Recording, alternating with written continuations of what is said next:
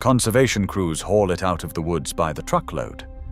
State agencies have placed it on noxious plant lists in more than 30 states. Volunteers give up their spring weekends to rip it out of the ground by the thousands. And plenty of parks hand homeowners a bottle of herbicide and tell them to spray it on site. The order is blunt. Destroy this plant wherever you find it. And ecologically, they are right to want it gone. The tragedy of this invasion is not the plant. It is how we chose to fight it. Because the same plant we are spraying off the forest floor is one of the most nutritious leafy greens growing anywhere in North America. A free source of vitamin A and vitamin C, the base of a pesto people happily pay for in good restaurants. Welcome to Nature's Lost Vault. This story does not start in an American forest. It starts in a clay cooking pot on the shore of the Baltic Sea, almost 6,000 years ago. In 2013, archaeologist Hayley Saul and her colleagues published a study in the journal PLOS ONE.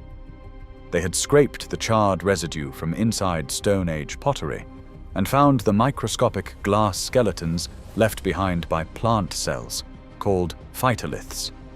The shapes matched one plant, a leaf that tastes of both garlic and mustard, chosen for nothing but its flavor. It was the oldest direct evidence of a spice ever found in European cooking.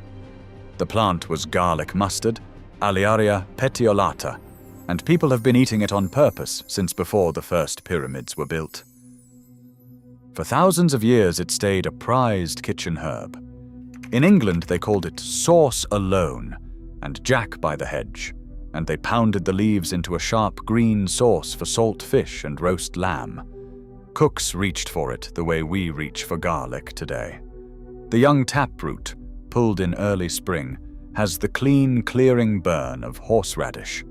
So when European settlers crossed the ocean, they carried it with them on purpose, as food and as a folk medicine, rubbed onto sores and brewed for the chest the way every useful plant traveled then. The earliest record of garlic mustard growing wild in America comes from Long Island, New York, in 1868. Someone planted it because they wanted it on the table. For a while it behaved. It stayed close to the dooryard gardens where it was planted. That did not last. Here is the detail almost everyone missed. The plant that was invited in did not stay put. Garlic mustard is a biennial. Its first year, it sits low to the ground as a small rosette of round, scalloped leaves, green right through the winter. Its second year, it throws up a stalk, opens clusters of little white flowers with 4 petals on each, and sets seed. A single plant can release thousands of seeds, sometimes close to 7,000, and those seeds can lie dormant in the soil for years before they sprout. It pushed out along trails, riverbanks, and deer paths into the deep, shaded floor of the eastern hardwood forest, a place almost nothing else from Europe had managed to invade. And the local deer would not touch it, so they grazed down its native competition and left the garlic mustard standing. That is where it began doing something that alarmed scientists. In 2006, ecologist Christina Stinson, working at the Harvard Forest, led a team that published in the journal PLOS Biology, and they had worked out how garlic mustard wins. Nearly every plant in a forest and almost every young tree seedling depends on a hidden web of fungi in the soil called mycorrhizae. The fungi wrap around the roots and trade water and minerals for sugar. It is a partnership hundreds of millions of years old. Garlic mustard releases chemicals from its roots that poison those fungi. It does not need them, so it quietly destroys the underground network that the maple and ash seedlings around it cannot live without.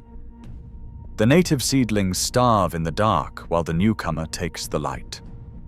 Think about that for a second. It is not crowding the forest out.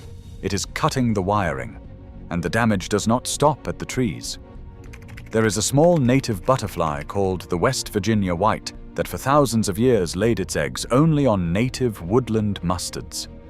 Garlic mustard gives off almost the same chemical signal as those plants, so the female lands on it and lays her eggs on the wrong leaf. The caterpillars hatch, begin to feed, and die, because the plant that smelled like home is toxic to them. Scientists call that an evolutionary trap. The invader does not only outcompete the natives, it fools their insects into raising the next generation on a poison. By the early 2000s, garlic mustard was on invasive and noxious lists in more than 30 states. Parks and conservation groups built whole events around destroying it, and in some counties, volunteers clear tons of it in a single afternoon. Extension officers print step-by-step eradication guides. And the most common advice in those guides, once a patch grows large, is chemical. Glyphosate, triclopyr, the same families of spray sold by companies like Bayer and Corteva into a global herbicide market worth around $40 billion a year. Up to this point, garlic mustard had looked unstoppable.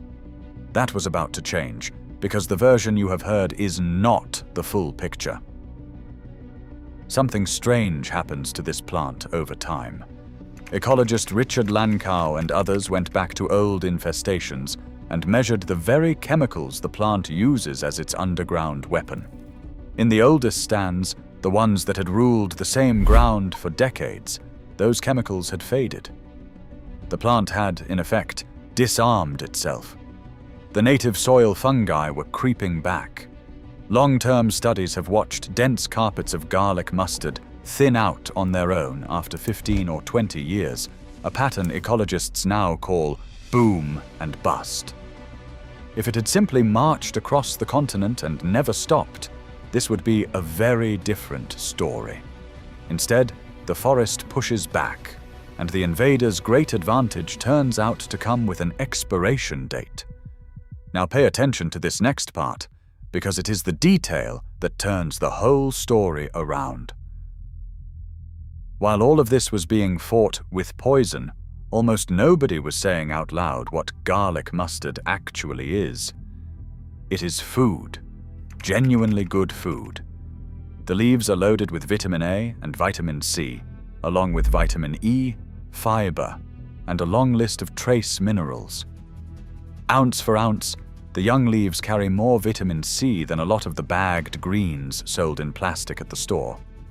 They taste exactly like the name promises, somewhere between garlic and a mild mustard, green and sharp, and a little peppery. Older leaves and the spring stems turn bitter, so cooks blanch them or save them for the sauce pot. And the white flowers and slender green seed pods are good to eat too. And that early taproot still stands in for horseradish, just as it did in England 400 years ago. And here is the part that should stop anyone who has ever reached for the spray bottle. The single most effective way to control garlic mustard, the method conservation biologists themselves recommend before any chemical, is to pull the second-year plants by hand before they set seed and carry them away. Pull it before it seeds. That is the official, science-backed control plan. And that is what you do when you harvest it for dinner. You can fight this invasion with a fork. Every plant you take home to eat is one that will never drop its thousands of seeds into the woods. You would think the state parks would have led with that.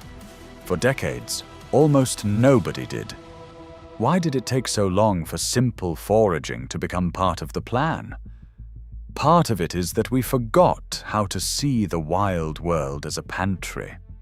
Faced with an invasion, our first instinct was a spray bottle, not a recipe. But there is also money in that instinct, and none in the alternative. Someone sells the herbicide. Someone wins the contract to clear the patch. Someone writes the restoration grant. Nobody profits when the answer is dinner. The leaf that flavored Europe's first sauces, that a Stone Age cook chose almost 6,000 years ago, became, on this side of the ocean, a target to be sprayed.